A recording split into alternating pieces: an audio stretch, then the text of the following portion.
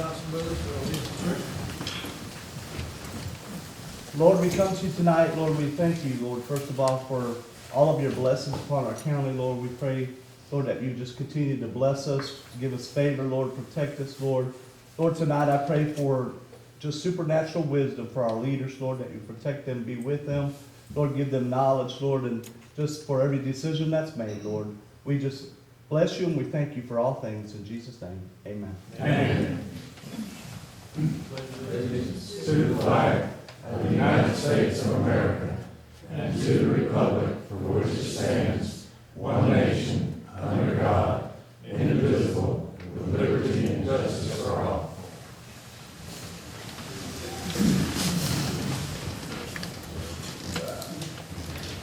I'd like to welcome everyone to our meeting this Monday, February 5th, 2024, 6 p.m. We have a conference line set up. Number there is 1917-900-1025. Access code is 32347#. This is not a toll-free number, and you may be subject to long-distance charges according to your long-distance plan. When the chairperson opens the meeting for public comment, please follow the below instructions. If you wish to speak, please dial *5. The moderator will unmute your line at your turn to speak and notify you by announcing the last 4 digits of your telephone number. Please announce your name and address, and you will be allowed to speak for 3 minutes.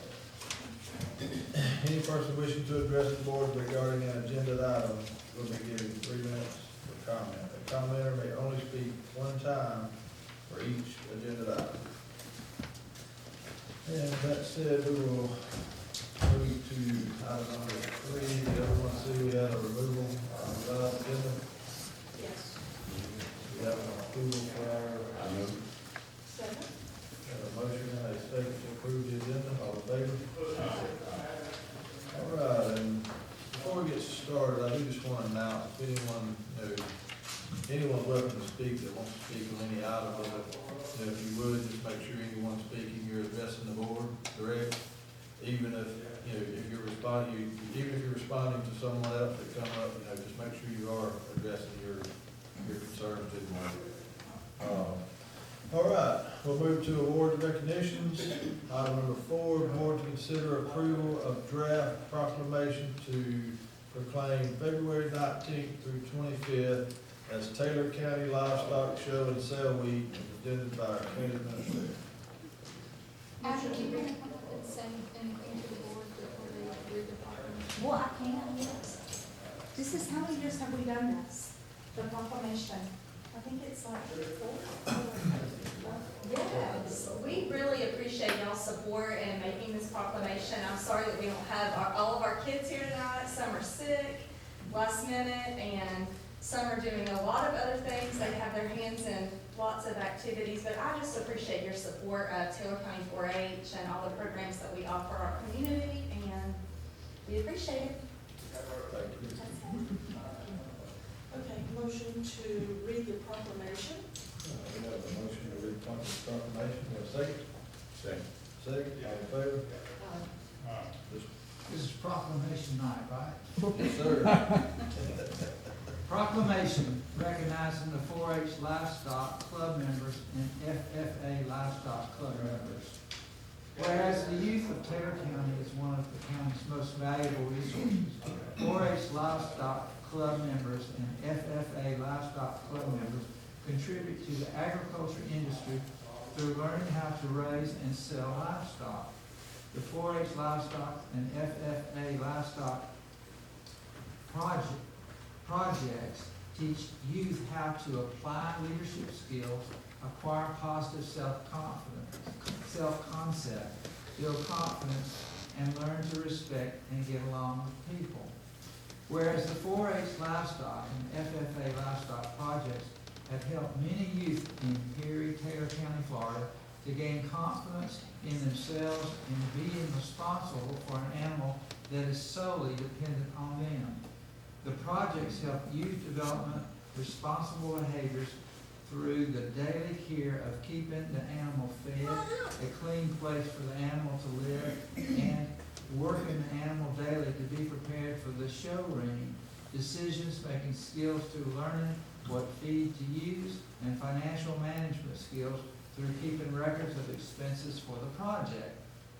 Whereas North Florida Livestock Show Week showcases the incredible ways the 4-H and the FFA inspires kids to do and highlights the remarkable 4-H and FFA youth in Perry, Taylor County, Florida, who work each day to learn and value hard work, agricultural commodities, and make a positive impact on those around them.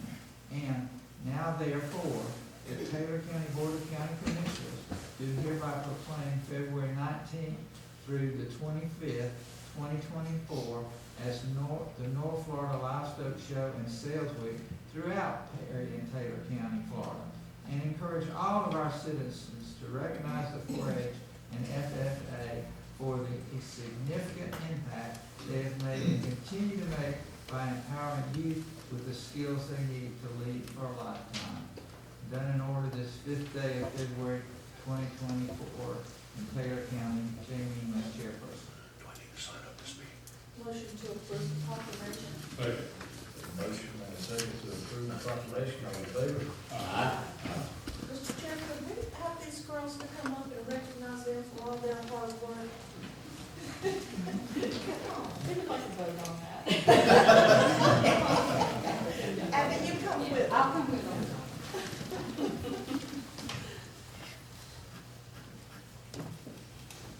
We had a proclamation already here. Did,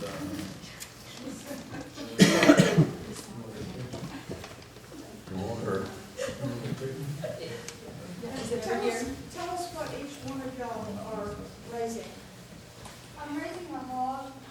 Okay? I'm raising a hog. One or two? You're judging horses and you're judging livestock at the Tampa Fair, so you have a lot going on. Anna, here, do you want to get in it? Do y'all want to get in it with them? Would y'all like to get in the photo with them? come on. We would appreciate it.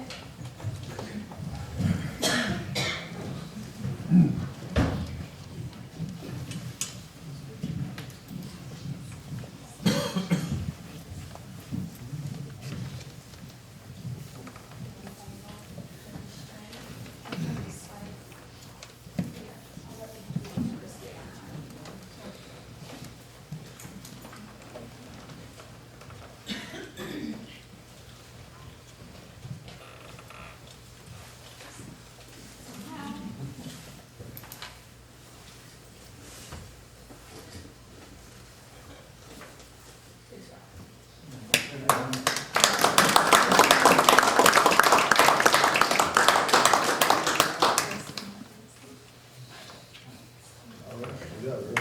Good job.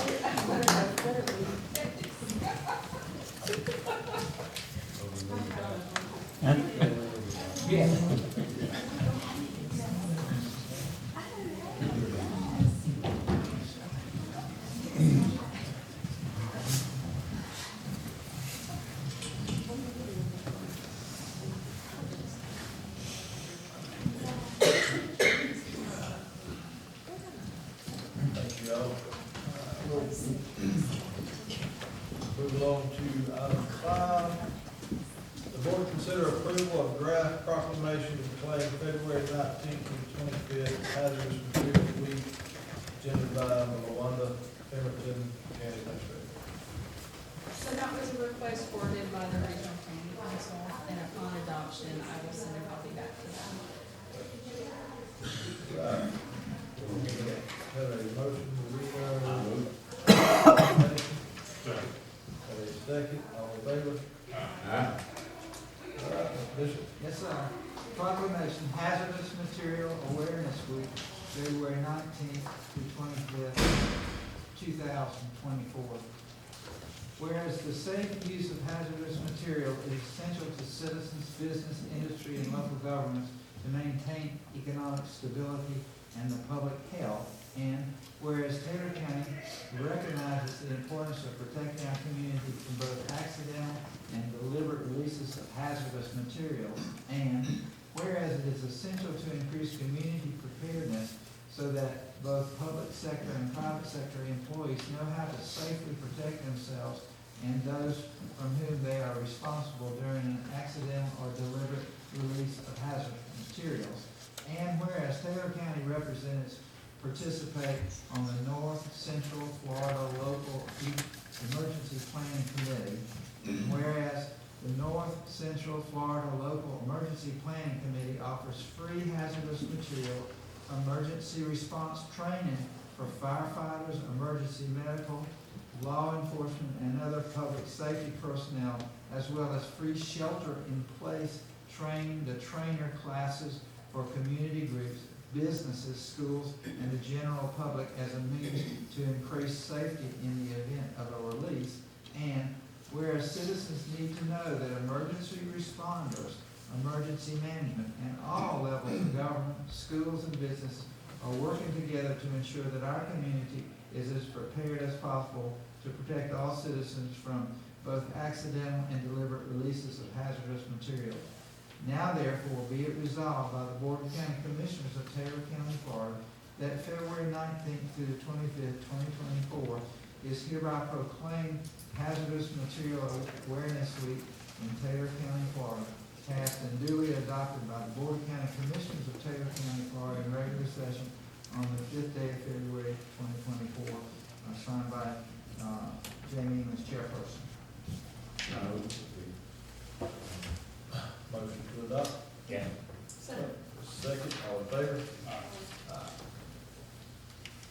Moving on, item 6, board to consider approval of draft proclamation to proclaim February 12th through the 18th as Steinhatchee Fiddler Crab Festival. Agenda by county administrator. Right. Motion to read the proclamation. We have a motion and a second to read the proclamation. All in favor? Bishop. Yes, sir. Proclamation 16th Annual Steinhatchee Fiddler Crab Festival. Whereas February 2024 marks the 16th anniversary of the annual Steinhatchee Fiddler Crab Festival in Taylor County, Florida, and whereas the festival was conceived to bring tourism to the area at a time when fishing was closed in February and business dried up for most, and whereas the festival started with about 30 vendors for the first time, and with bad weather brought an estimated 2,500 people to town. And whereas as the festival grew and is in just a few short years, the economic impact exceeded that of the July 4th Scallop Rush. And whereas the Steinhatchee Fiddler Crab Festival hosts food, arts, and crafts, a car and a boat show, a taste of Steinhatchee cook-off, fireworks, live music, a fishing tournament, as well as a parade. And whereas the family-friendly festival is an exciting and memorable weekend for residents and tourists, and now therefore be it resolved that the Taylor County Board of County Commissioners does hereby proclaim the week of February 12th through the 18th. It says 2023 here, that's a typo there, it's 2024, as Steinhatchee Fiddler Crab Festival Week, done and ordered this 5th day of February 2024 in Taylor County, Florida. Jamie as chairperson of the Board of County Commissioners. Motion approved. Have a motion to approve. Do we have a second? Second. Second, all in favor? 16 years, boy. Sir? It's amazing that it seems short, but 16 years. I really thought it did go on a lot longer than that. Feels like it. I know the one that put it together, put a lot of work into it, you know, that way. So, all right. Send that to Ms. Wesson, she's here on behalf of the Steinhatchee Chamber. We actually can give her an original tonight, or I can fix the typo and Okay, send it to you. that'd be fine. Okay. I just want to say thank you to you all for your support through the years. And most of all, the volunteers, the hundreds of volunteers that have put in a lot of hours to make this happen and to contribute to the economy in Taylor County. Yes, ma'am. Thank you, ma'am. Can we get a picture with the proclamation? The roll, please.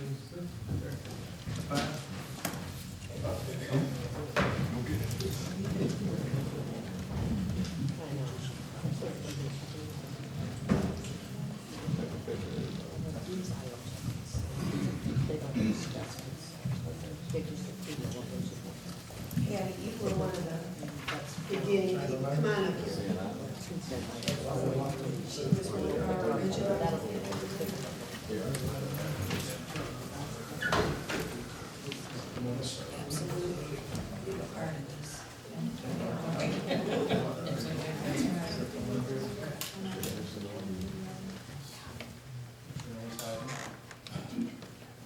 Everybody look at this one, 3, 2, 1.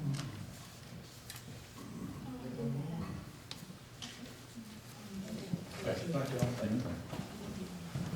You can give it to you, or That's fine, yeah.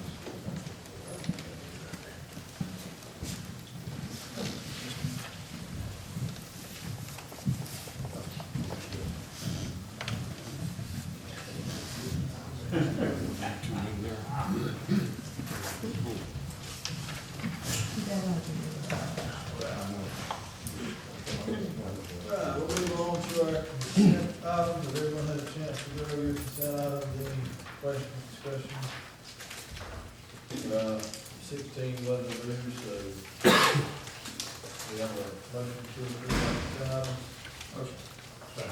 Motion and a second to approve consent items. All in favor? Mr. Chair, one thing when I was reviewing all of this, I noticed that some of these were approving for the year 2030. And I just want to mention that, you know, once something goes on a list like this, it normally takes years and years before, you know, we go through the bid process and actually get started. So just so in case anybody was pushing it, we didn't understand that for years. Right, we'll move along to public request. The board to consider approval of request to use the Mandalay boat ramp for staging of Warrior Adventure Racing event on February 22nd, 2024, attended by Eric Wise, Officer Chris Racing. You know, when I first read this, I had just right out the gate, I thought that the Warriors meant this was veterans, but this is not. I couldn't find anywhere where it said it was veterans. That it's just a group of people that are very active with races and doing things like that. But I still think it's a good thing because hopefully, somebody in that group will like this and want to come start a business here. So, motion to approve. He's on the line if you'd like to speak with him, or if you have any questions. And he's also, offered to pay for use of that ramp. He'll sign a hold harmless and give us a certificate of insurance. And he's offered, Mr. Weiss, I think you said $300, correct? That's correct. Good evening, everyone. Good evening.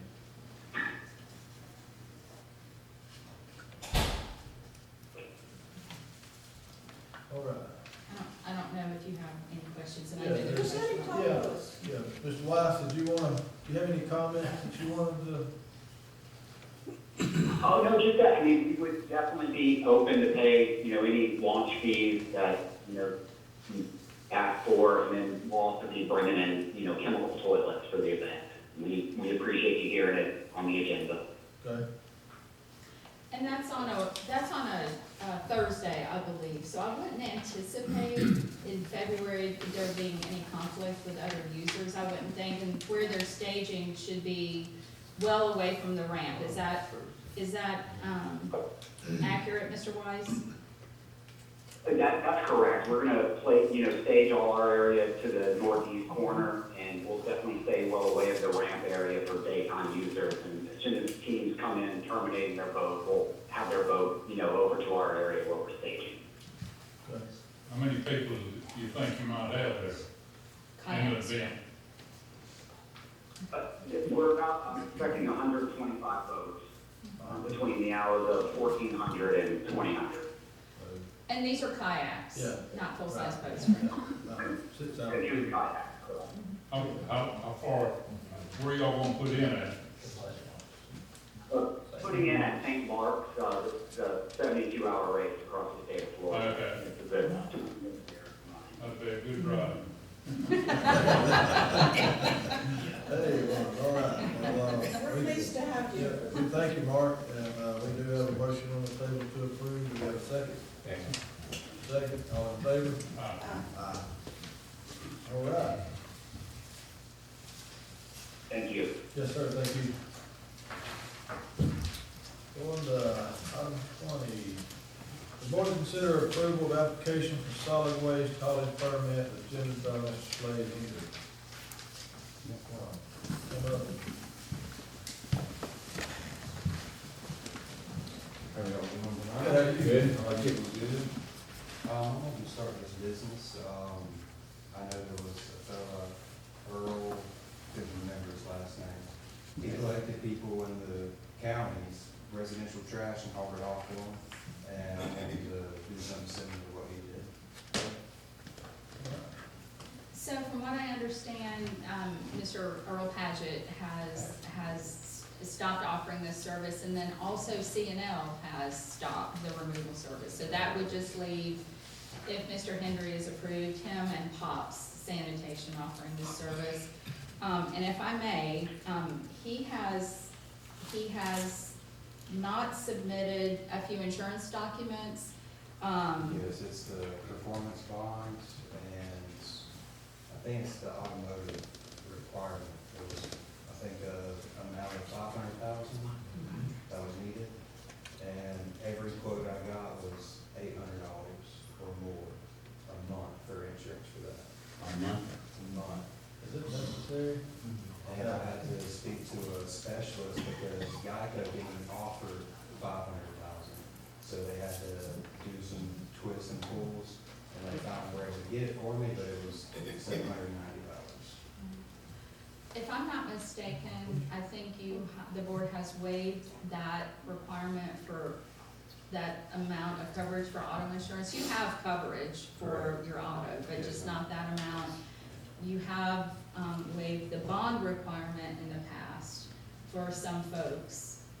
So then and that's up to the board. He still, I believe, and Conrad can jump in if he would like, would need to submit the liability insurance, naming the board as an additional insured, and that is still pending. And then, of course, if the board approves, we'll need to ensure that these folks are paying the solid waste assessment, and you can do that through the tax collector's office. Okay. Where all were you planning on carrying your stuff? I didn't know if you guys would assign a certain roll-off site for me, or if it mattered, or if one of them's busier than the other, I would go to the less busy just to help out, or not overcrowding the roll-off sites. Well, I don't think we should treat him any different than we have people in the past, give him the same, breaks that we gave everybody else. And I did notice as I was reading through this agenda item, that you have safety nets that you're gonna put, so you can be assured that the trash is not gonna blow out on the road. I really appreciate that. And as I looked at your list of people, they're all county residents, which is good.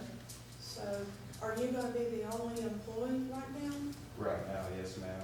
Mhm. I have a friend, but his kid is going through some kind of illness, so he's not gonna be participating in this as of right now. But he is on my LLC. And you're who? Slade. Slade Henry? Yes, sir. Okay. So, Are you, go ahead, that's okay, go ahead. I just wondered, how are you gonna check the list if they're paying assessment or not? So I'm gonna try to keep a book record, electronic book record, and as well as set up a website, so if anybody wants to, put a payment each month, pay monthly for it, instead of just me every time I show up and, pay me, set up a, transaction list on the website, so it's all documented and can be printed out if need be. I just wanna make sure the ones you picking it up from are paying the county assessment. Right, me as well, yeah, 'cause In other words, you want to record each one of them and where we can check the record, make sure they're on there. Yeah, but I have their name, address, and where they live and stuff like that as well. I Yes, got you. of all my customers. Mr. Chairperson, typically in the past, what he would do is submit that list to the tax collector's office, and then the tax collector's office will let me know that all of them are for the assessment. All right. I'll make a motion to approve the application, contingent on liability insurance, is that what's missing? Automotive. I have limited liability insurance for my LLC. Okay. It's just automotive, but I have insurance on it, it's just not the 500,000 requirement. So the board would need to waive that particular requirement for that limit, and also the bond requirement, if that's what you'd like to do, and it would be contingent upon him supplying the certificate of insurance with the required limits and the information from the tax collector. Yeah, so, yes, all those things that she just mentioned, that would be added to the motion. I'll take that motion. Motion and a second to approve, all in favor?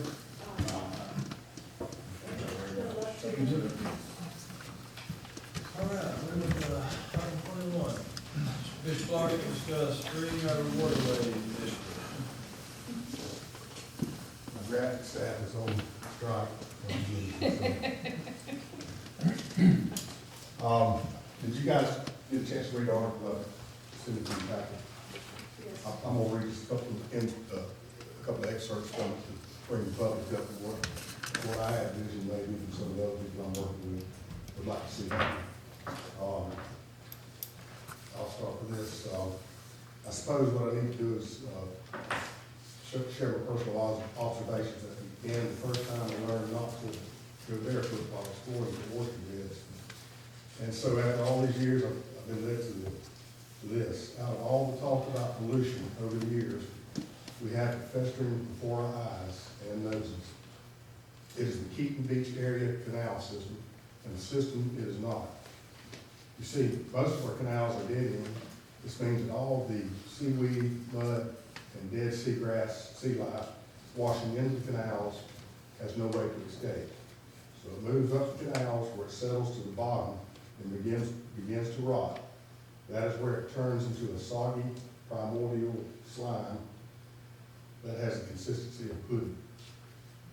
Not knowing any better, we used to play in it as kids, and it's a wonder we're all still alive today. This is stuff put it in. Maybe that's why our immune system is strong, I don't know. But when you want to know the health of the canal system, all you have to do is ask people to make a living off the Gulf and clean water in the Gulf. I talked to Freddie, he's a hard-working entrepreneur, who just happens to be a shrimper who docks at Keaton Beach. And he said in the summer, when it gets good and hot, and the water tides back up in there high, it gets stagnant. You smell it, smell it stagnant. There's all kinds of stuff growing in there. I'd be scared. I think one day, if we don't address something, we're gonna wind up in a situation with red tide, and I don't want to see that happen. But anyway, he's tried several times to try to get a humpback bridge or a big culvert there by the Keaton Beach boat ramp that would take the canal water and make that canal an opening into the canal where it would flow through and be cleaner and healthier for the environment and the residents and visitors of the area. Now, you know, it could be expensive. I'm not looking for the county to come up with any money. I think this would be something that should be funded by the state through the DEP or some sort of grants or something like that. They all say they want to help, so maybe now's the time. Also got timing on the $15 million we have in the Deepwater Horizon oil spill money. I know it's all been designated to dredge canals and all, but we've got a bunch of heavy equipment in there with a bunch of pumping rigs and stuff. If we could piggyback some of the stuff we'd like to do at the same time we're pumping canals, we could save a lot of money and be using their funds also at the same time without affecting the canals being dredged. Then also the beach road is set to be paved in a few years. I'm not exactly sure, you guys probably know more about it than I do. But if you're gonna put in culverts and bridges and what have you, there'd be no better time than when you're paving roads because you'd be saving money on construction of those items. So just imagine if you had free flowing canals, if you open up Keaton Beach and we need to start working on surrounding communities as well. Just imagine having free flowing clean seawater coming through the Gulf water.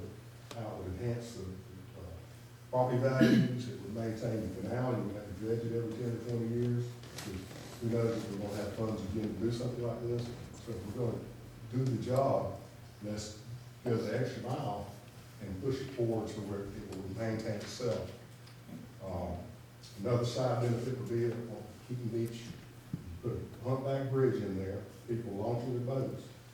If you dredge a small canal out to the Gulf, they could leave under the bridge and go straight out the Gulf and avoid having to go down the no wake zone all the way to the canal, saving a lot of time, a lot of fumes, a lot of fuel. People say, well, you know, you can't dredge the canal through the seagrass, but my opinion is if you had a quick access there, it would be more friendly to the aquatic life in the seagrass because you'd be in deep water quicker. And it also is a safety factor too. When you have a big storm come up, everybody would be trying to jam into the canal at Keaton Beach.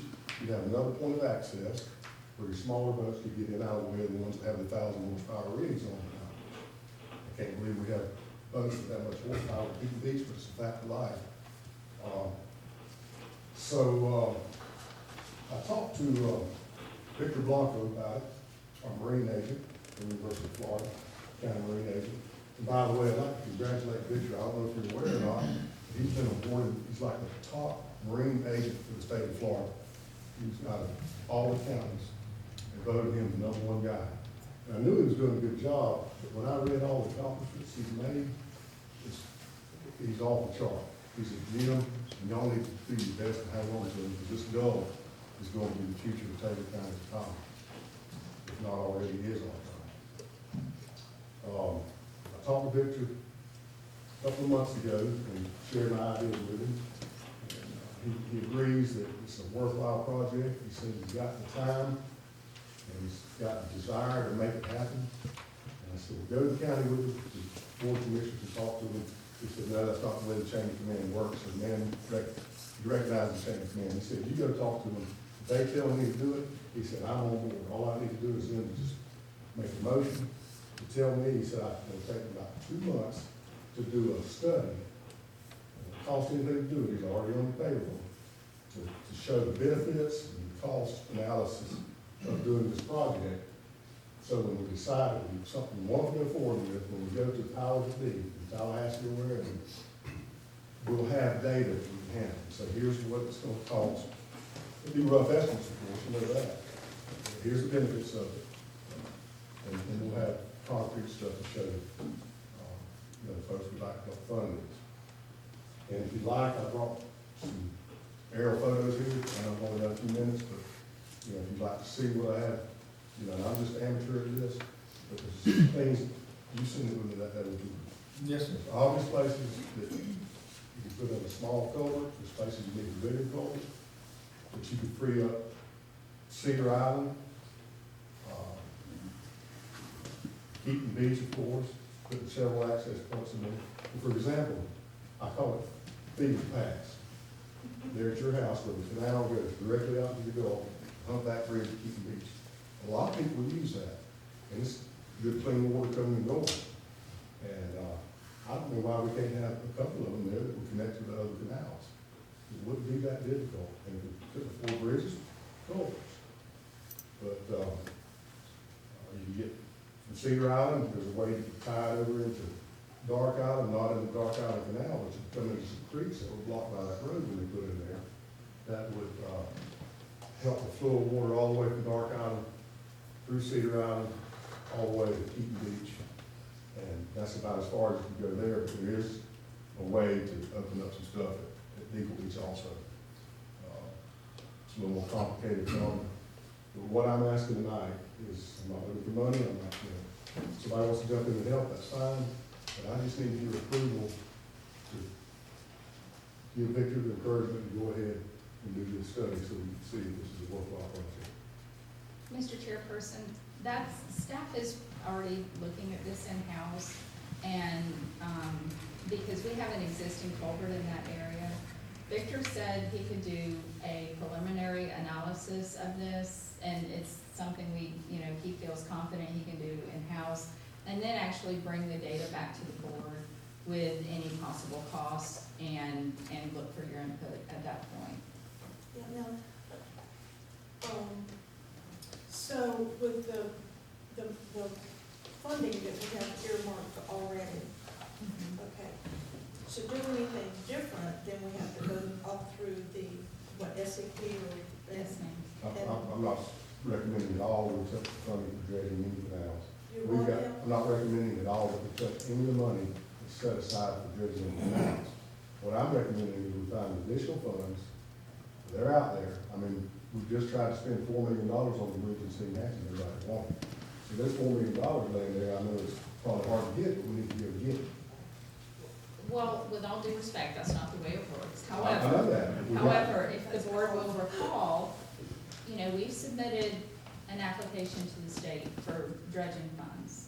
My recommendation would be, let's see if we get those funds for dredging. If so, that would possibly free up some of our, our Restore Act funding. And then, yes, you would have to go through the SCP amendment process, but you would need to do that anyway to designate those particular funds. So my recommendation would be in the meantime is to let staff see what we can assess preliminarily and then bring that back to the board for consideration. And Mr. Blanco will do the analysis and then present that to the board. He can do a That's all. preliminary analysis, he's not a hydrologist, Not a- you know, but he can work with our engineer and our public works director to see if there is something that would help with, improving the flow at Keaton Beach. Like, do we need a motion for that?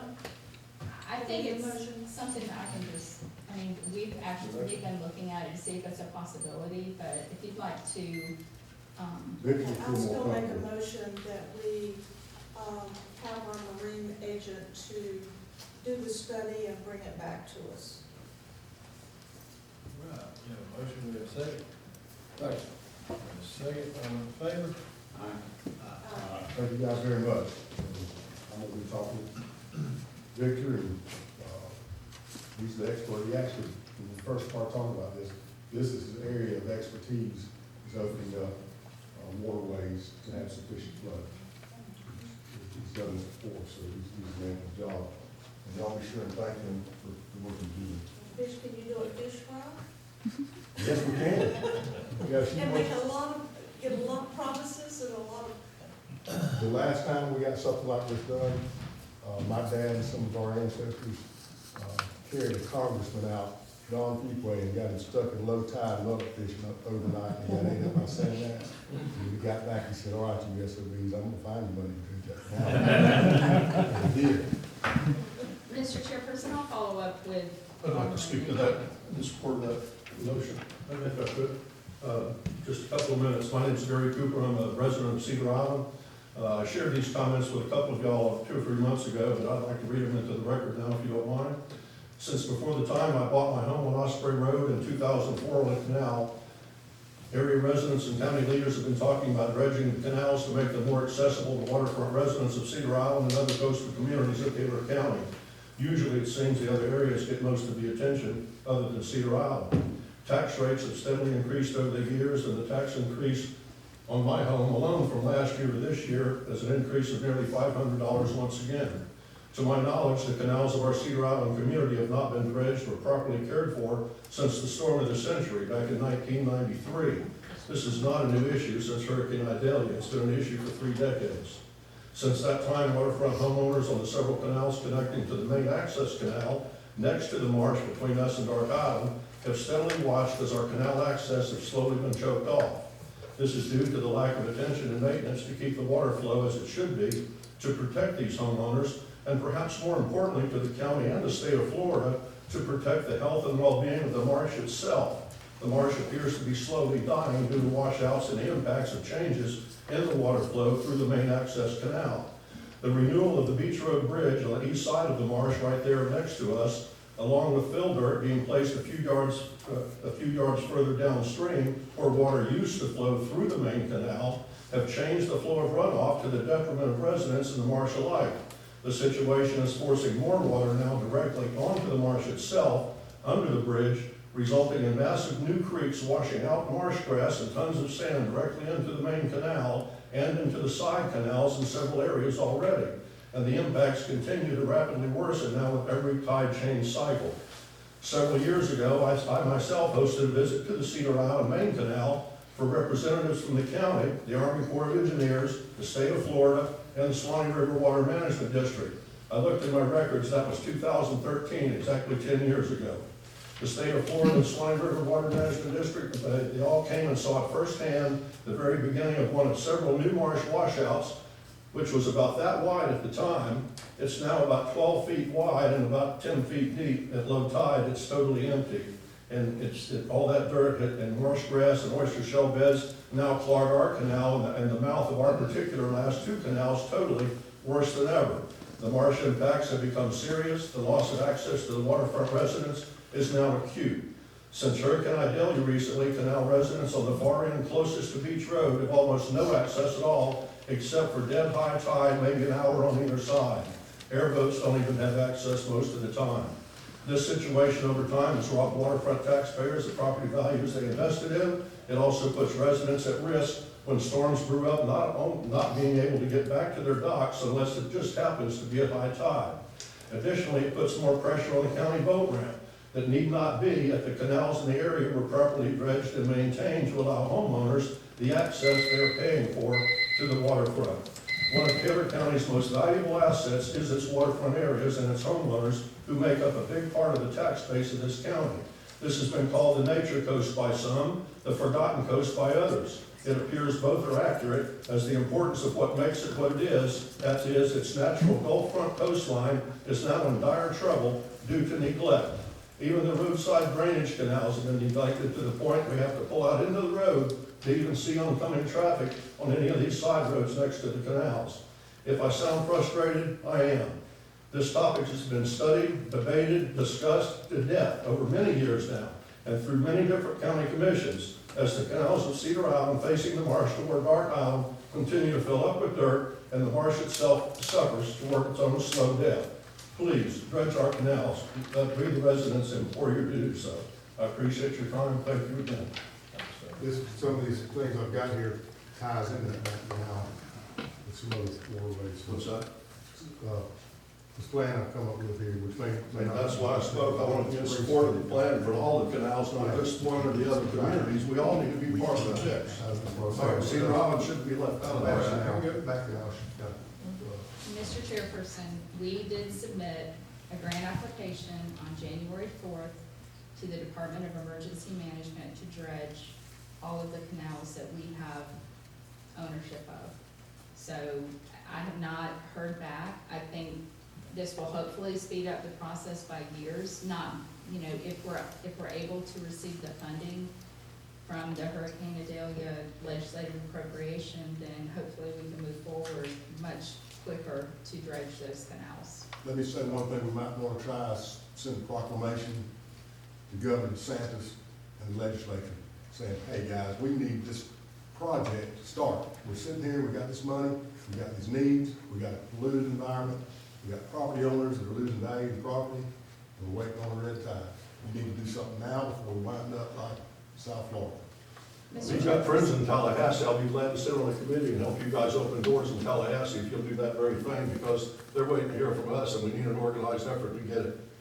All right, thank you, fellas. Mr. Chairperson, we don't have the funding yet, and actually we made a visit to the Capitol to reiterate the need for these fundings. That's why these funds were allocated, was for hurricane relief. Thanks. Okay. But I'm talking about the $15 million we got in this pot 1, 2, and 3. I want to see, I know you're working on it. I think we need Governor DeSantis to respond to this like he did to some other things. I mean, he jumped out here and did good right off the bat. But Well, we got, Mr. Blanco is looking into doing an analysis, and then we'll move forward after that. This guy got fired up again.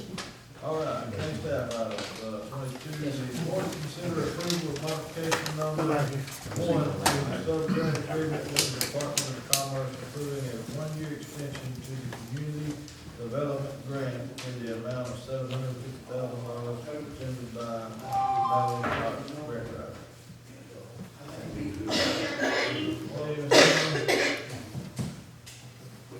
We have submitted the modification. Can you hear me okay? Yes, ma'am. Okay.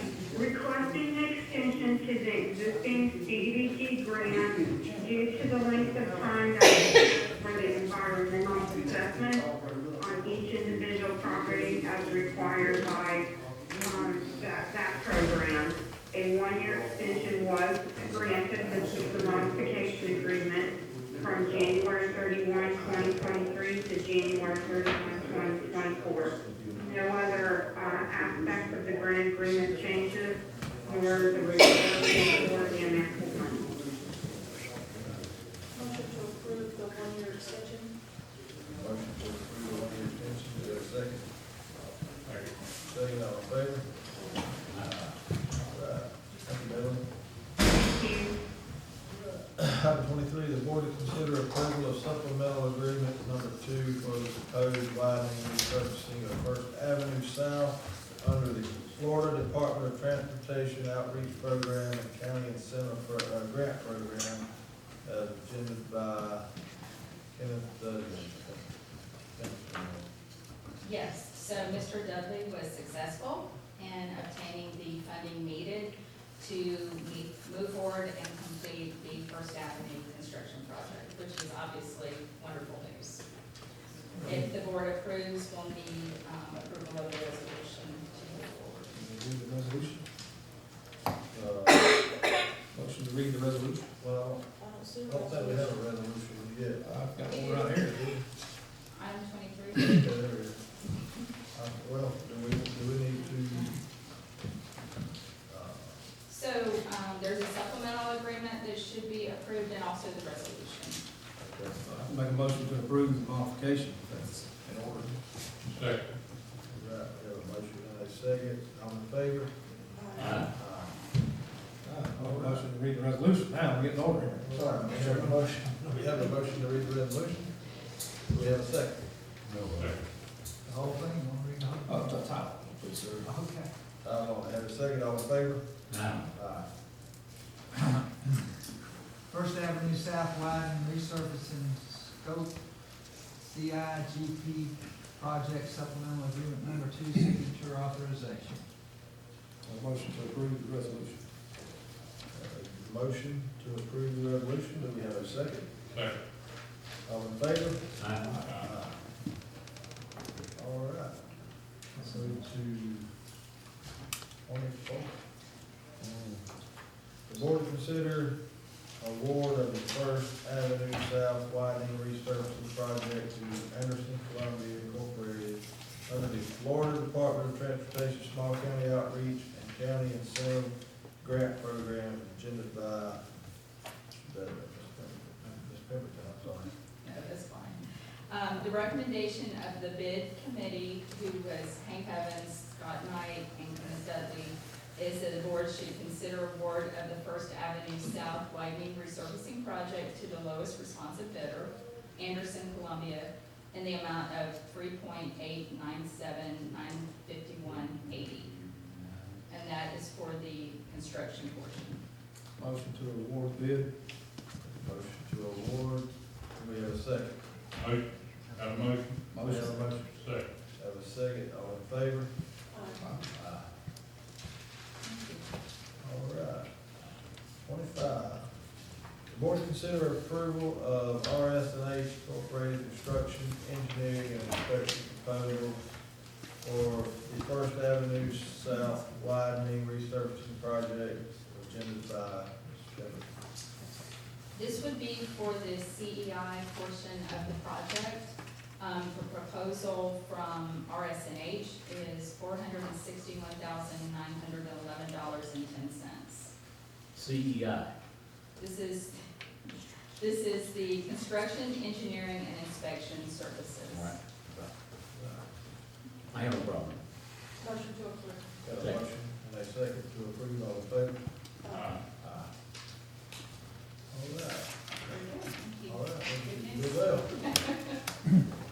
26, the board to approve providing SHIP assistance to all qualified homeowners, whether they have received housing assistance in the past and not be required to have homeowners insurance prior to receiving assistance, presented by Grant Drive. Melanie? Hey, everybody. Yes, this is for, as you know, we received the $3,060,000 in hurricane disaster recovery through the SHIP program. Currently, you can only receive assistance through the SHIP program one time, with the exception if you received down payment assistance in the past, you can receive the difference between the maximum rehab amount and whatever the down payment assistance was. We also require that when you apply for assistance that you have homeowners insurance in advance. We're requesting that the board override this at this time so that we can provide SHIP disaster recovery assistance to any qualified homeowner. In addition, we're requesting that they're not required to have homeowners insurance until after the work on their home is complete. We really would like to reach out to everyone we can in this community with the disaster recovery funding. How can we ensure that the people will get the insurance once the work is done? They're required to provide it to us at the time of signing before they get possession. For example, if we construct a new home, they're required to provide that homeowner insurance policy information in proof of payment to us at that time. We require that on all SHIP homes at this time.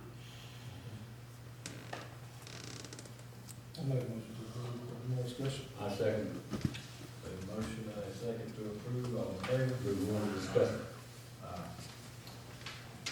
If somebody Thank people you live so in a much. house, like living in houses that you can't insure. My only concern was how do you ensure, I'm all for the program. All right. County Attorney, 27. The board to consider approval of draft resolution setting the boundaries of the county commissioners districts for Taylor County, Florida, agendaed by County Attorney. As y'all remember, you did this orally, and we did a little review, and we decided it would be good to have a resolution in writing, and it's attached to my letter to Rolanda, Kenneth, and Gary. And the resolution, what it provides for is it provides that what we need to do, and it also has a description of each district. Plus it attaches a copy of the map. So we're just redoing it and making sure that we're doing it pursuant to the statute. And the statutes provide 124.02, whenever the boundaries of the existing county commission districts are from time to time changed, we need certified copy of the minutes should be published at least once each week for 2 consecutive weeks in a newspaper in the county. And then such proof of publication shall be entered on the minutes of the board, and the publication posting of such shall be for information and shall be not jurisdictional. And then, after that's done, the description of the boundaries needs to be furnished to the Department of State. So I would suggest, and I hope my voice would hold up, that y'all, instead of making me read this thing by the whole thing with all these descriptions, that you make a motion to read it by title. Motion, You read my title on it? yes. Do we have a second? I second. Second, all in favor? Thank you kindly. A resolution of the Board of County Commissioners of Taylor County, Florida, setting the boundaries of the county commissioners' districts for Taylor County, Florida. Motion to approve. A motion to approve by Commissioner Fegel, do we have a second? Second. Second, all in favor? Mr. Chairperson, if I could just ask for clarification from Mr. Bishop.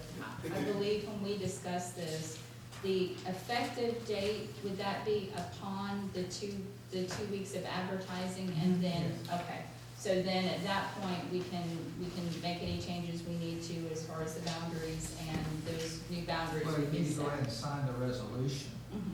You know, you can always amend things, but I think Kenneth went through and gave us these boundaries. And we've got a map also that's attached, so I think it pretty well distinguishes the boundaries. And they're not really changed that much, you know, as a practical matter. Will the Department of State just automatically approve that or accept it? They better. There was hard work done on this. Yes. It's really not, it's just for their information, it's really not their jurisdiction, it's the jurisdiction, in my view, and everything I'm saying is, my view, is this Board of County Commissioners. And of course, with notice to your constituents and the members of the community. That's why you have open meetings, that's why you have, and we do it this way. So, All right. That's good. We will move along, county administrator items, item 28. The board consider approval of request to change the memorandum of understanding with the Taylor County Baseball Association. Jim Valley, county administrator. If you recall, when the original memorandum of understanding between Taylor County and the Taylor County Baseball Association was approved, it included the assumption of concessions operations by year 3 of the agreement.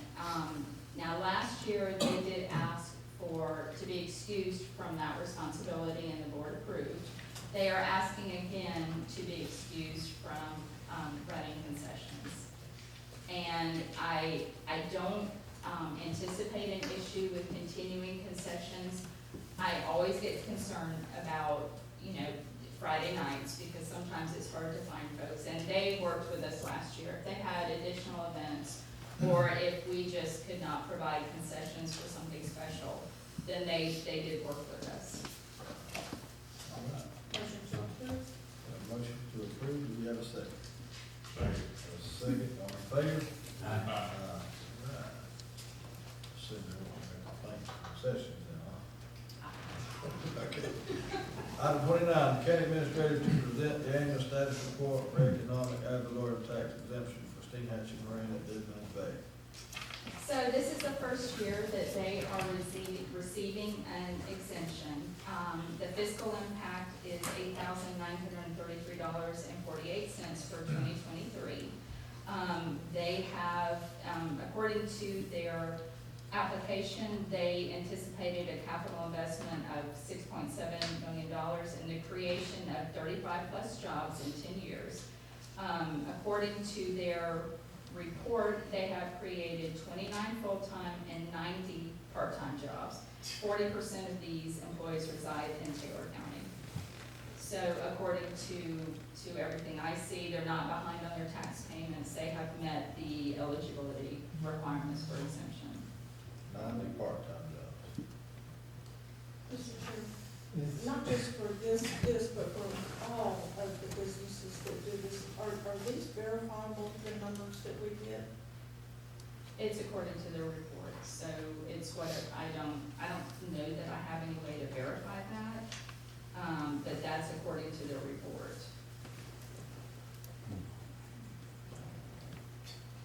And that is, let me make sure I don't get that incorrect.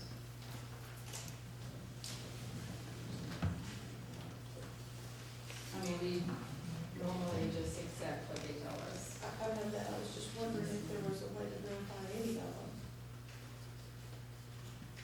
I don't know how we would. All right, any discussion from the board? Do we Motion to approve. have a motion to approve this item? Do we have a second? Second. Second, all in favor? So this is the annual status report for Super Puff Snacks. The fiscal impact for 2023 is $257,296.10. According to their report, they have purchased new equipment as planned and added approximately 157 new jobs since 2019. They are not behind in their tax payments, and according to the report, they have met the eligibility criteria for exemption for 2023. Motion to approve. Have a motion to approve, do we have a second? Second. All in favor? I will just say that for anyone who doesn't know, the Super Puff is under new ownership now. Shears Snack Foods. It'll remain the same Operation. operation, same name, just Got 'em. under different ownership now. And they're still reporting as Super Puff, because I believe the ordinance They, is Super Puffed. they won't change that. Right. All right, anyway. 31, I get it. sir. All we need is I get it. Yeah. County administrator to discuss informational items. The only informational item I had, Mr. Clark reported, of course, we're very proud of Mr. Bronco's work. And I will say that typically, the IFAS employees receive awards just about every year. And, I'm very proud of our partnership with UF, with the program. Very easy. And that's all. All right, Yeah. thank you, ma'am. Right, item 32, comments and concerns from the public for non-agenda items. Comments and concerns from the public for non-agenda items. Anyone? Can I bring something? Good afternoon. Just state your name and address. My name is Howard Parker. I live in Henry Mitchell Road. I've been a resident of this county for 35 years. I live in the same location. For the last 4 years, this will be the 4th year, we've been requesting some assistance from the county and help. We have a serious flooding issue on our street where all public services are basically have stopped. No mail delivery, no school buses here. We have a neighbor that required a personal health care, it was a home care. The lady had to move because they could not provide that service to her. We have a trash company, box, moving over, she's going to our road to the school water. 40 years I have asked the administrator in the past, the engineer, I was told that because we live in the flood zone, it was our fault for building in that area. In 35 years that I have been there, never have seen the water to the extent that it is now. You guys, I'm pretty sure that you guys are tired of listening to things of people telling you about flooding issues. It's a severe situation in the county. You got to consider, the facts that are presented in front of us. It's not going to get any better. So this time I'm just requesting some help. In my experience, I've been pumping water for 7 weeks. Social Security don't pay that much, so I'm broke. And basically what I'm requesting is to contain the overflow of a man-made pond from the neighbor. That's because of overflowing. I'm not asking for much, we'll take care of our own property. Right now, if you guys are aware of it, on Highway 27, High Road Lumber, in my property, the entire property is flooded.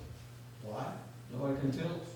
But I can tell you that the fact that the mill has shut down and that the bay closed 2 years ago has a lot of impact in the entire northeast of the community. So I don't know how we're gonna resolve these. You guys are, probably struggling on giving answers to constituents like me. But the fact is that it's gonna be worse. So right now, the only thing we're asking is for a little bit of help, contain the flow that is coming for this man-made pond. County engineer showed me flood maps 2 years ago, stating the fact that the water in that pond should be flowing to the west.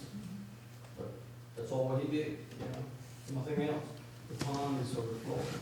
The property is getting damaged, the property value has gone to real low value now.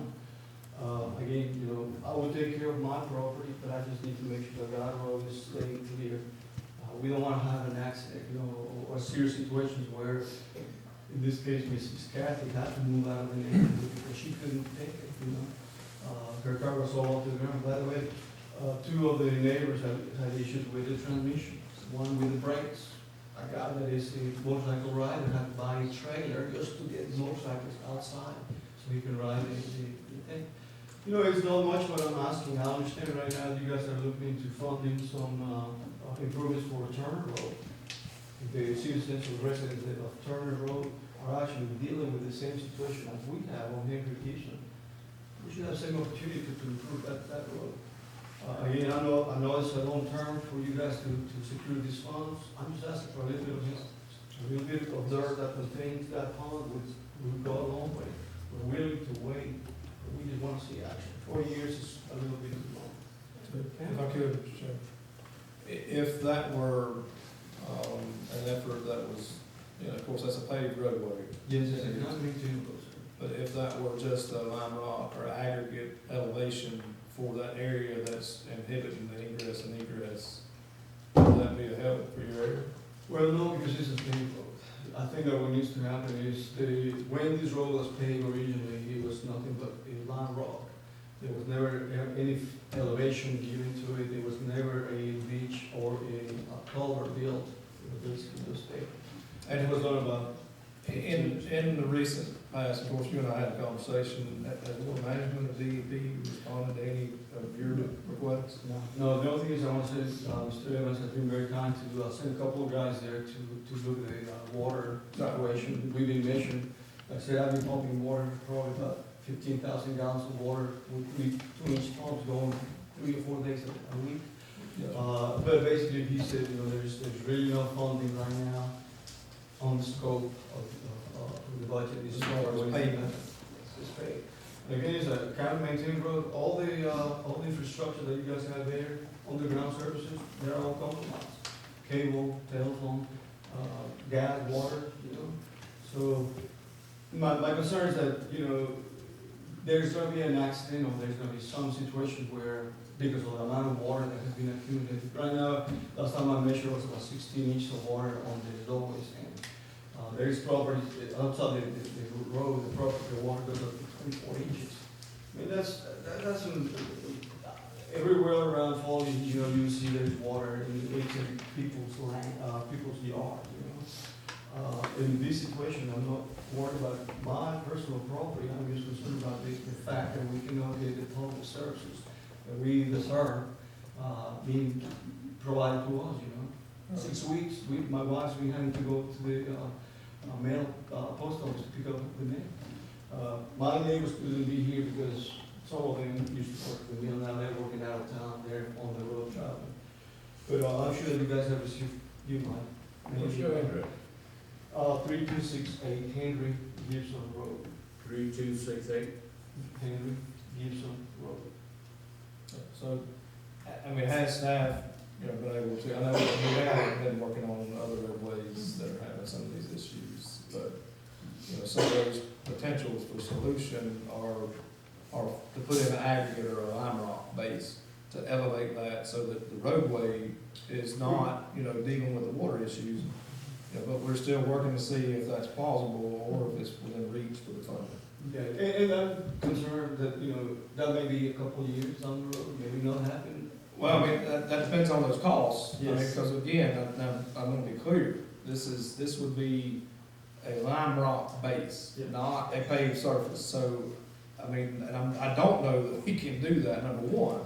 Number two, it's just to try to see some kind of short-term, solution to this issue that we don't know what the longevity of the problem's gonna be because of Well, I can lack tell of you- modeling and things of that nature. So that's why I wanted to know if water management had been able to make contact. No, and that's an issue that I have really addressed with them because it's supposed to start investigating the fact that the man-made pond, the elevation of the land is actually towards the west, where it should be discharged, if there was any outlet.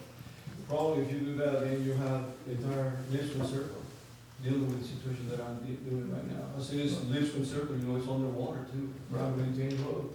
That's been 40 years, this is gonna go into the 4th year. And that's why we wanna have, you know, their expertise, you know, in correspondence with county staff. Next week, I'll bring that issue. There's more than just bringing the fact that I'm affected on my street. I think that they need to be concerned long-term of what's coming.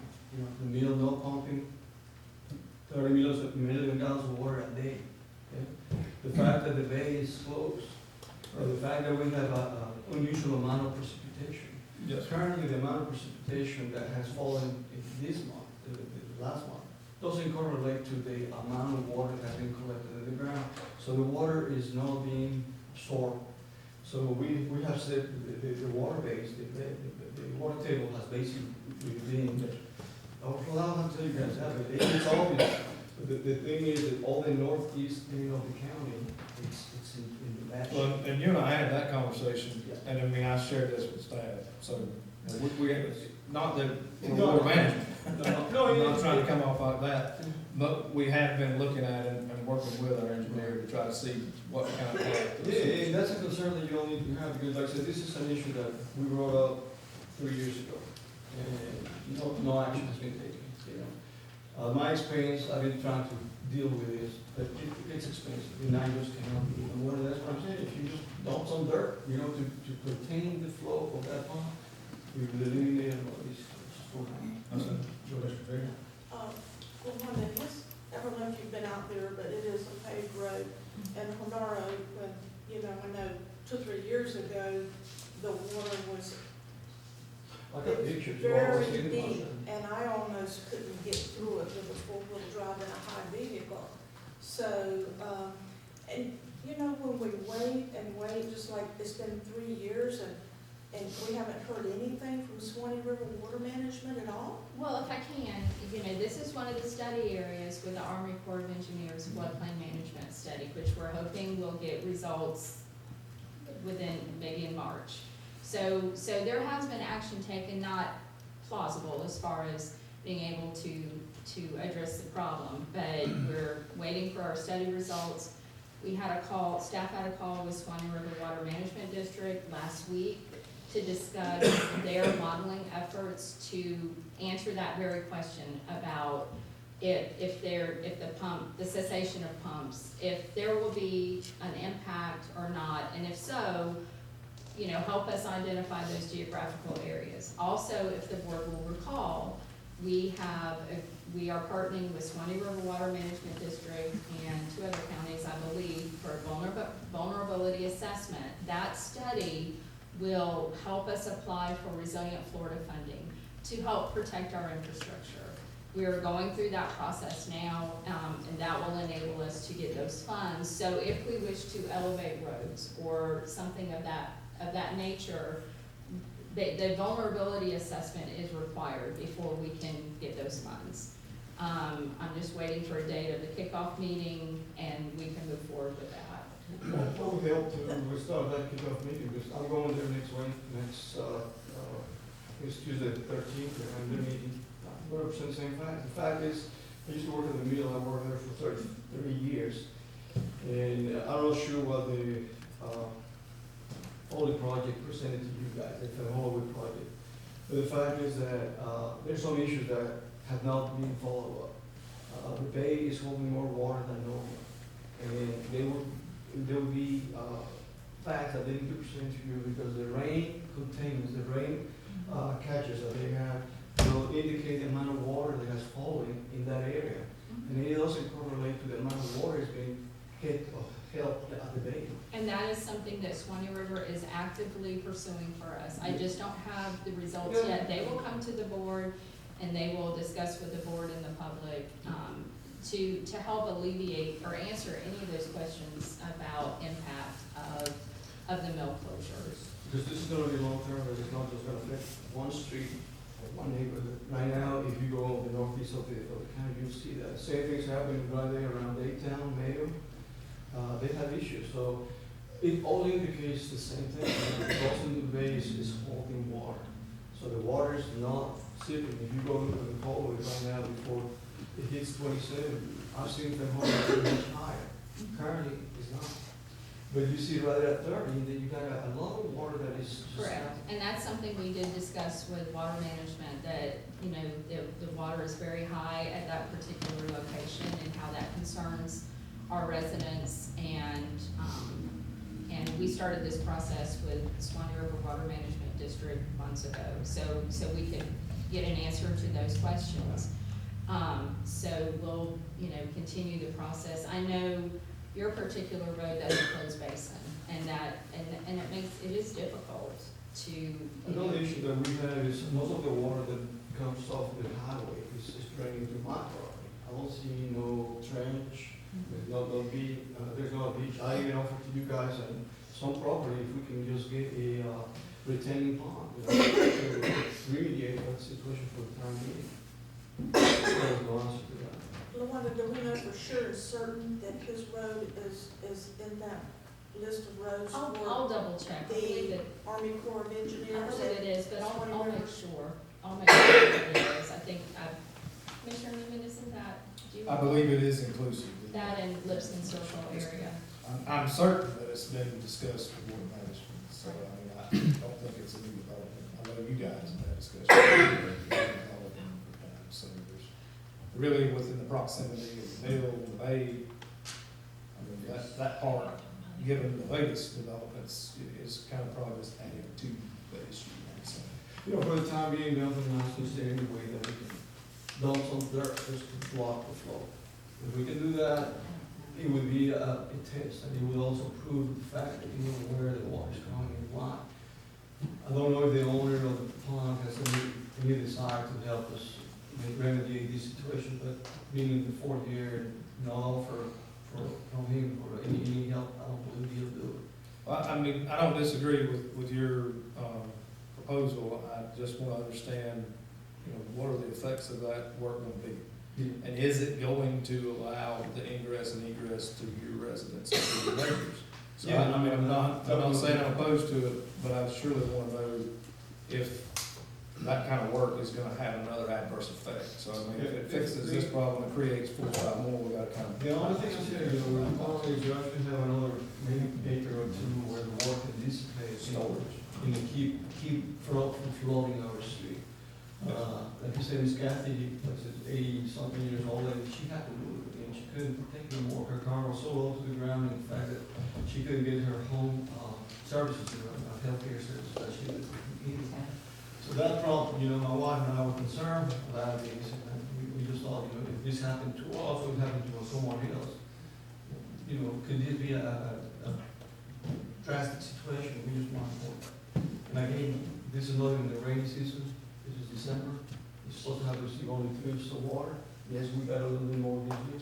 But what's going to happen June, July, and August when we get the major flood, more water coming to us?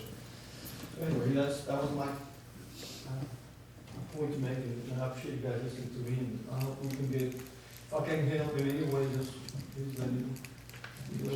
Like I said, I'm going to the Florida River Management meeting next February 13, if I can bring some issues to them, you share with me. I'm gonna raise the same situation. They're very aware of the situation here, and if I'm, just to add on, we have received an incredible amount of rain, in the last little We bit. have. If you look at the charts, you'll see that we have received more rain in years past. That's not recent, this has been going on for a long time. Yeah, this is now more, it's been more accentuated because of the fact that the day has closed, and nobody wants to, some people may not want to see that, but I think that has a lot to do with it. In 35 years I have lived in the county, never before we've seen that. Thank you very much for this. Thank you. All right, anyone else for non-agenda items? Okay, nice to meet you. This is Arn from Steenhatchee. First off, good day, Commissioner, or Chairman, and to all the commissioners.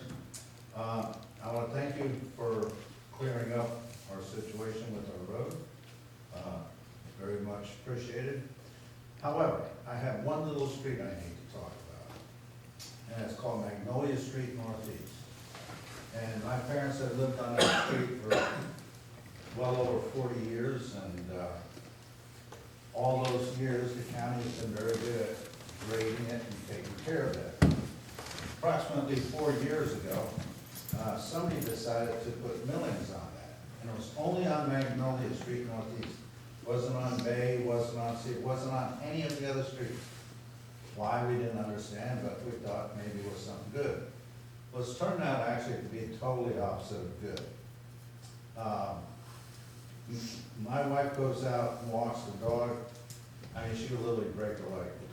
We took a picture, and she put her foot into it, and the hole literally comes up to her calf. And it's not just one hole, it's little, you almost have to snake down the street to get down it properly. And what's happened, from what I gather, is these millings have allowed when the water comes down to hold it, so when they put dirt back over it, it doesn't hold.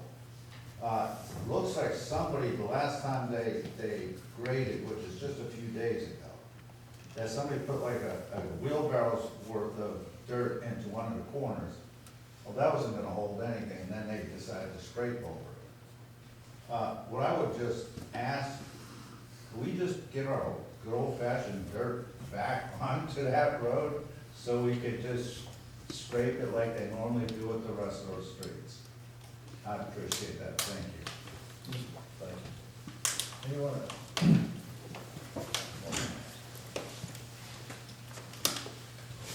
Jim Gerber from Steen Hatchie. Hey, a few months ago, I mentioned about how we've got a disaster, a fishery disaster declaration, or the governor was going to ask for it. And shared with my commissioners some of the data. Today, my wife and I unloaded $14,000 worth of fish. But you know who's getting credit? The guys who caught that fish, they live in Taylor County. But Dixie County gets that, because there is no offload. The new marina, Dead Man Bay, Sea Hag, none of them are gonna let commercial boats offload at a recreational dock where people see wheelbarrows, thousands of pounds of fish coming in. Okay, as a recreational fisherman, they're wondering, well, we can't even go fishing because our season's closed. Okay, so it's not good for business, so they're not gonna let us offload this facility. The marina I've been operating at, unloading in Dixie County for millions of dollars of fish. So when we get this disaster relief, if it comes, Taylor County's piece of the pie.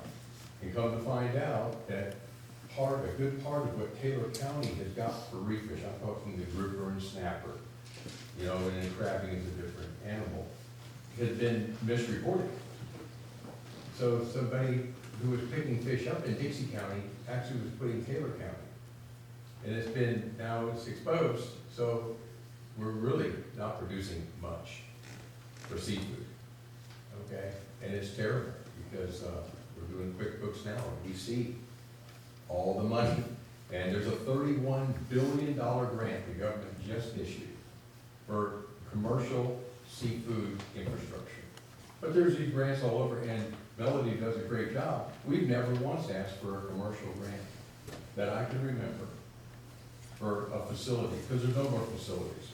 Now that my marina across the river lost during a hurricane, the new owners, they got plans that aren't going to include, just like the other marinas, commercial interest offloading. So what we need is, there's a piece of property there down the street from Sea Hag where Shelter Cove used to be. Mitch owns it. I think somebody needs to talk to Mitch, see if he wants to turn that property loose. Needs dredging, and we just can't be bringing boats in there. I mean, it has potential. But the main thing is maybe direct the grant writer to look for money, especially with this new pot of money that is $31 billion, and it's a national. It's not just the state of Florida or anything. So I keep getting up here, but if we do get this relief, disaster relief, and we watch Dixie County, which produces very little reef fish. Really, you know, the residents of Taylor County produce it, we just don't have an offload spot. Yeah. That's the way the law works. So thank you. Thanks, sir. All right. Come on, sir. My name is Jeff Rowe, and Steve, actually, I just have a couple of questions. Since we've got the funds approved and y'all approved the First Avenue thing, do we have a start date, and is it true that it must be finished by the end of this year, or the funds are no good? These are just clarifications I'm asking for. I know you probably don't say, hey, okay, we start tomorrow, but you can. I mean, got to do the crab festival, but We don't We don't necessarily have a start date on it. Do we have a start date on that? I wouldn't think so, because the board just worded it Yeah, I would- tonight, and I thought we just approved an extension Through for the- that project. So it doesn't have to be done by the end of this year. I think that the deadline is the end of the year, but I believe it could be extended as DOT allowed for this extension. If there's circumstances. Yes. Okay, well, thank you. Thanks, sir. Anyone else? Now I do it out. Anyone on the line? All right. So we'll move along to board informational items. Commissioner Pickles? Yes, you know, as I was preparing for tonight's meeting and doing my agenda prep, Conrad, there were 524 pages. Did you read all of them? I read parts of the 524. What I do is you see these paper clips. I paper clip the ones that I think are such that I may need to say something about.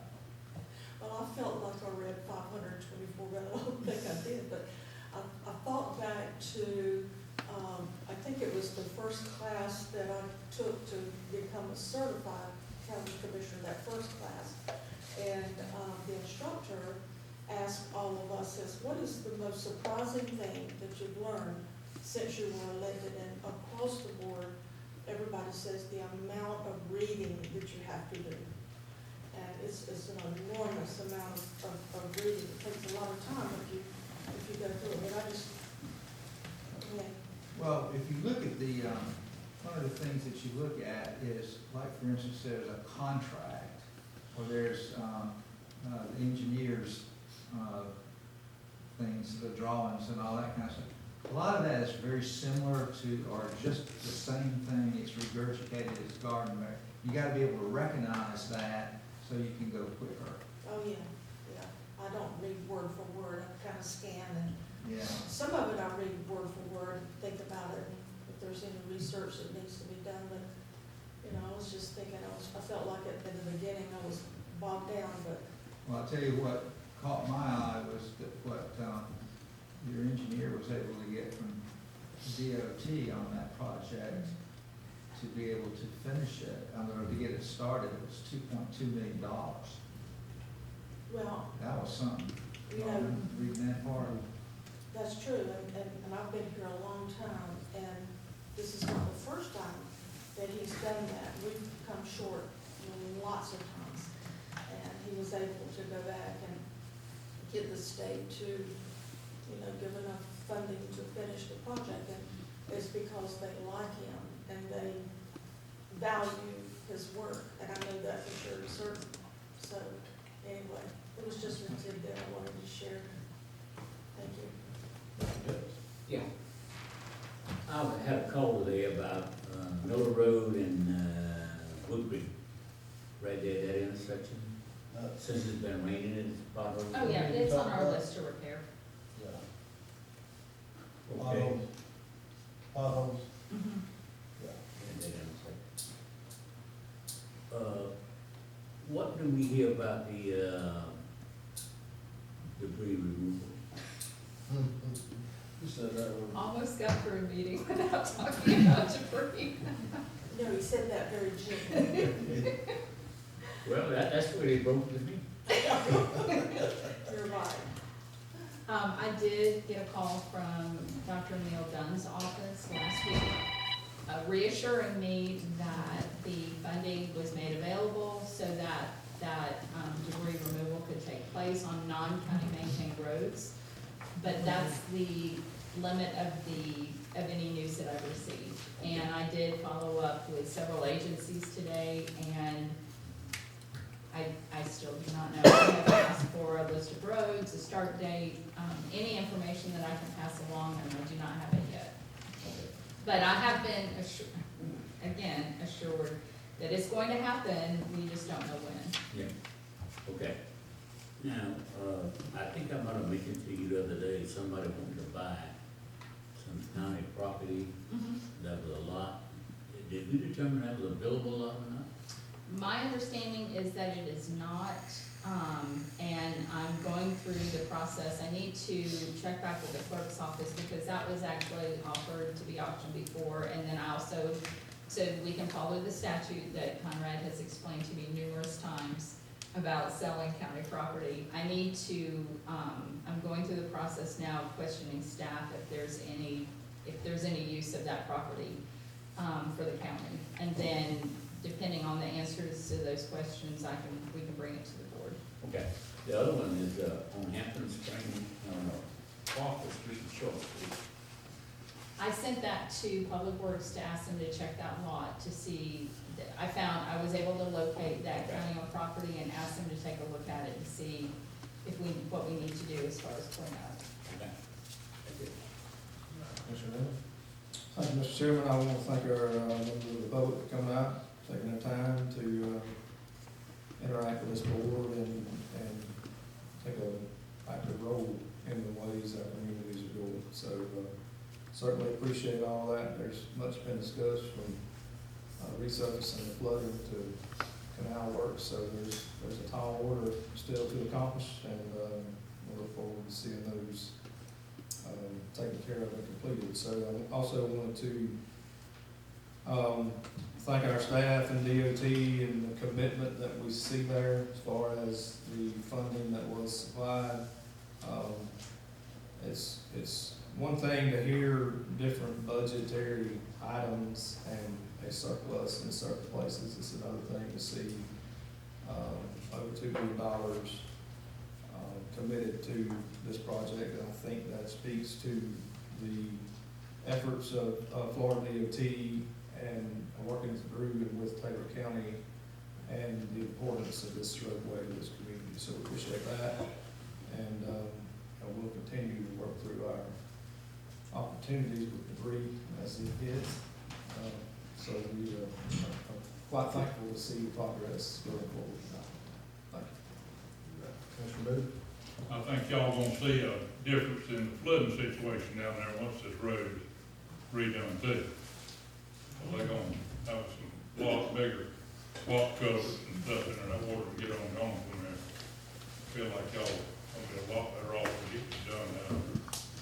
And I want y'all to know, I appreciate y'all coming and being interested enough to drive from Tehachapi up here to voice your opinion and ask questions. We welcome that, anytime. Thank you all. All right. Bishop, you got anything? No, I lost my voice. All right, nothing else, I'll entertain a motion to adjourn. Motion. Motion, we have a second. All in favor? Yeah, I thought you left. Thought you ducked out.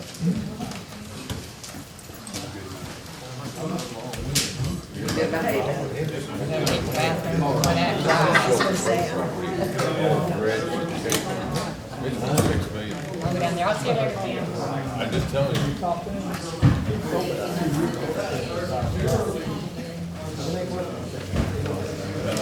Not to him, because you can't get the permits that needed to direct it all out. But the county.